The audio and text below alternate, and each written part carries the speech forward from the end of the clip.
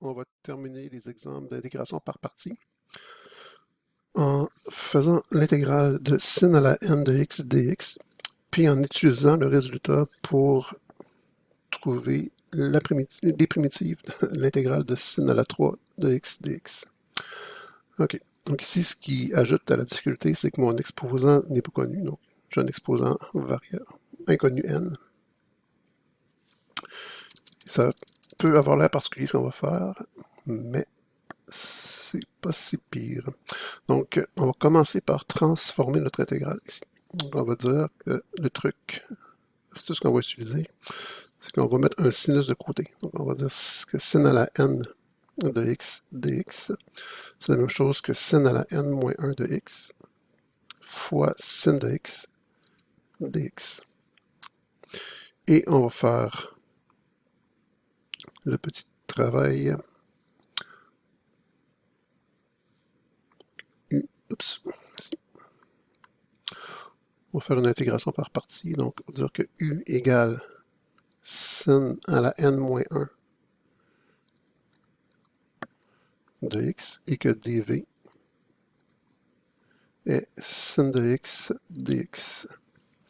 Donc ici, pourquoi je fais ce choix-là? Pourquoi je n'ai pas pris cette quantité-ci comme dv? C'est que si je ne sais pas intégrer à la base sin à la n de x dx, je ne sais pas plus intégrer sin à la n moins 1 de x dx, donc je n'aurais pas pu le mettre en dv. Mais je sais comment le différencier, donc du égale la dérivée de sin à la n moins 1 de x, c'est comme sin de x, entre parenthèses, exposant n moins 1. Donc je dérive l'extérieur, j'aurai n moins 1 sin à la n moins 2 de x dx, parce que je fais la différentielle. Puis ici, v égale, donc l'intégrale de sinus de x, c'est moins cosinus de x. D'accord, donc notre intégrale i égale uv, je vais avoir moins sin à la n moins 1 de x fois cos de x, moins, je laisse un espace, l'intégrale de, puis quand je vais faire v du, est-ce qu'il y a une constante multiplicative qui va pouvoir sortir de l'intégrale? Oui. Je vais avoir moins n-1. Donc si je sors moins n-1, ça va devenir plus n-1. Moins, ça va faire plus. n-1 fois l'intégrale de, qu'est-ce qui me reste dans mon VDU? Il me reste sin à la n-2 de x, cos de x. Ici, j'ai oublié, oui, dans le DU, j'ai oublié de faire la dérivée de l'intérieur. Donc, n-1 sin à la n-2 de x fois la dérivée de l'intérieur, fois la dérivée de sin de x qui est cos de x. Et pourquoi, encore une fois, c'est ici sin de x. Sin à la n-1 de x, c'est comme sin de x à la n-1. Donc, quand je dérive, je vais avoir n-1 sin de x à la n-2 fois la dérivée de l'intérieur. Donc, fois la dérivée de sinus de x qui est cosinus de x ici. D'accord. Donc, quand je vais faire mon VDU, je vais avoir un cos de x fois cos de x. Ici, je vais avoir un cos carré de x. Et ne pas oublier le dx. OK. Là, on pourrait sembler être bloqué. Ce qu'on va faire ici, on va transformer le cos carré à l'aide d'une identité, l'identité fondamentale de la trigonométrie. Cos carré, on sait que c'est 1 moins sin carré. Donc, cos carré de x, c'est 1 moins sin carré de x. C'est ici.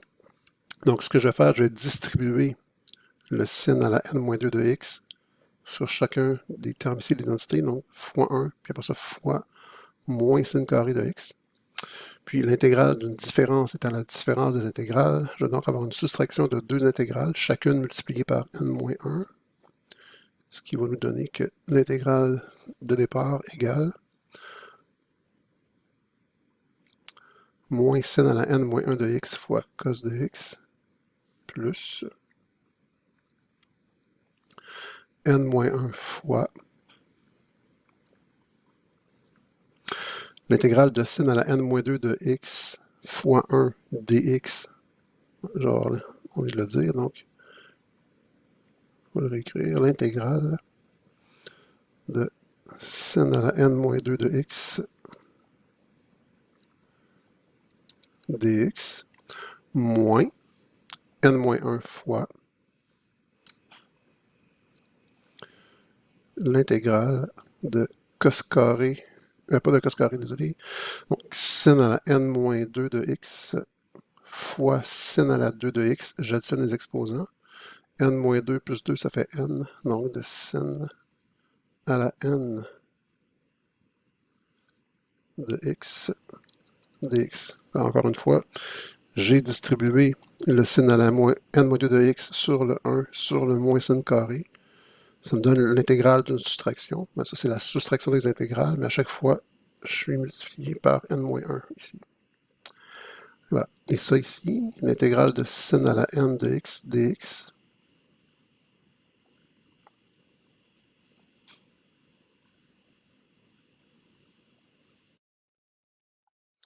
Donc, l'intégrale qu'on a ici, sin à la n de x dx, c'est notre intégrale de départ. Donc, c'est la même intégrale qu'on avait au début, qu'on a appelée i. Je peux donc l'appeler ici i aussi.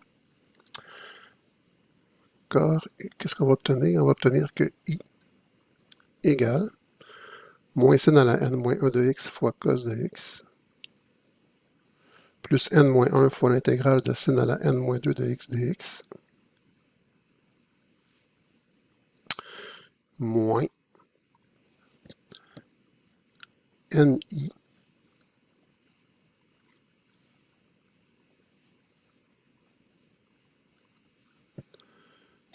puis moins 1 fois i, donc plus i. Quand je vais transporter les deux derniers termes du côté gauche de l'égalité, un i moins i, ça va s'annuler, puis il va me rester un ni.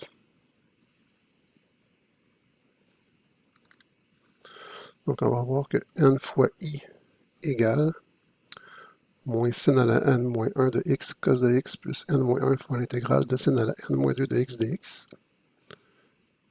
Et si je veux trouver i, l'intégrale de départ, je n'ai qu'à diviser par n. Puis cette fois-là, je vais réécrire. Je vais prendre la peine de réécrire qu'est-ce que ça valait. Donc i, c'était l'intégrale de sin à la n de x dx. C'est égal à sin à la n moins 1 de x fois cos de x divisé par n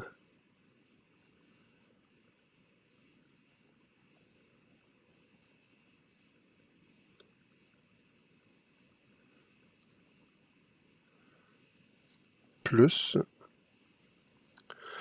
n moins 1 divisé par n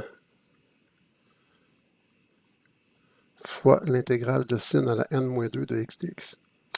Donc, qu'est-ce qu'on a en faisant ça ici? Donc, si je vais même prendre la peine de l'encadrer.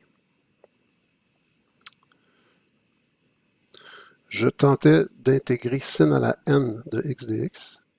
Je n'étais pas capable de le faire. J'ai trouvé une formule où ce que je dois faire, c'est intégrer sin à la n moins 2 de x.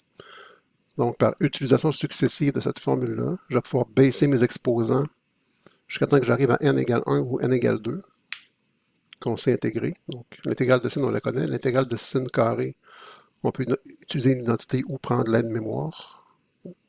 C'est directement dessus. Et ça ici, c'est ce qu'on appelle une formule de réduction. Parce qu'on a réduit l'exposant. Ça fait que je transforme l'intégrale de sin à la n en une intégrale de sin à la n moins 2. Peu importe donc d'où je vais partir. Si je pars de 20, ben, je vais descendre à 18. Je vais réutiliser la formule pour descendre à 16, ainsi de suite. jusqu'à ce que je puisse faire l'intégrale qui me reste avec le petit exposant. Et on va utiliser ce résultat-là pour trouver la réponse au prochain exemple. Ici, que je le récupère. OK.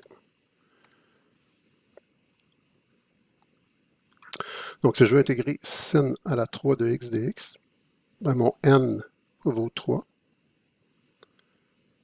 Donc, l'intégrale de sin au cube de x dx, ça va directement être égal par la formule de réduction qu'on vient de développer à moins, non, je vais avoir une division, moins sin à la n moins 1. Donc, si mon n vaut 3, n moins 1 vaut 2, moins sin carré de x fois cos de x sur la valeur de n qui est 3,